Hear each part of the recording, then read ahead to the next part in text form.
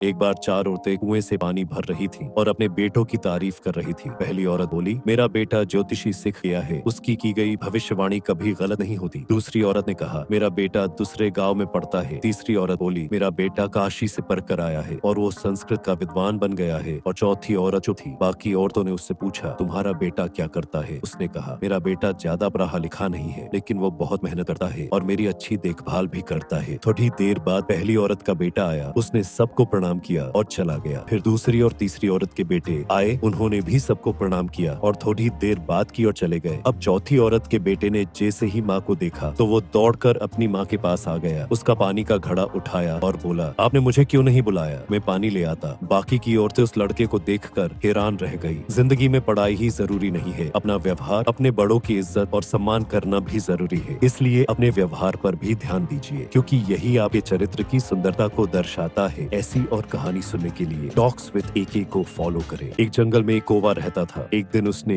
एक खूबसूरत हंस को देखा जिसके सफेद पंख थे। कौवा उसके पास गया और बोला, भाई तुम तो बहुत सुंदर हो, तुम्हारी जिंदगी तो बहुत अच्छी चल रही होगी। हंस हंसकर बोला, मेरी जिंदगी ठीक है, लेकिन तोता मुझसे ज्यादा खूबसूरत है। यह सुनते ही कौवा तुरंत तोते को देखने निकल पड़ा। तोते को देखकर उसने कहा, भाई तुम तो बहुत ज्यादा अच्छे लग रहे हो। तोता थोड़ा उदास होकर बोला, खूबसूरत तो हूँ, लेकिन मोर मुझसे भी ज्यादा सुंदर है। कौवा अब मोर को ढूंढने लग गया। काफी दिनों तक तलाश की पर मोर नहीं मिला। फिर उसे पता चला कि मोर चिड़िया घर में है। जब वह वहाँ पहुंचा तो देखा मोर पिंजरे में बंद है और लोग उसके साथ फोटोज ले रहे हैं। कौवा थोड़ा झलकर बोला, भाई तुम तो बहुत मशहूर और खूबसूरत हो, तुम्हारी जिंदगी तो कमाल की होगी। मोर ने उदासी से कहा, मेरी खूबसूरती का क्या फायदा, अब मैं पूरी जिंदगी इस पिंजरे में बंद हूँ, तू तो आजाद है, जहाँ चाहे उड़ सकता है। यह सुनकर कौवा समझ गया कि असली खुशी अपने जीने का तरीका होता है, न कि दूसरों से अपनी जिंदगी का मुकाबला करना। जिंदगी में कभी किसी से अपनी तुलना मत करो, किसी और के सपने जीने के चक्कर में अपनी जिंदगी का मजा मत खो दो। अपने सपनों को अपने अंदाज में जियो। साथ ही ऐसी और कहानी सुनने के लिए टॉक्स विद एके को फॉलो करें। लोहे को कोई खत्म नहीं कर सकता,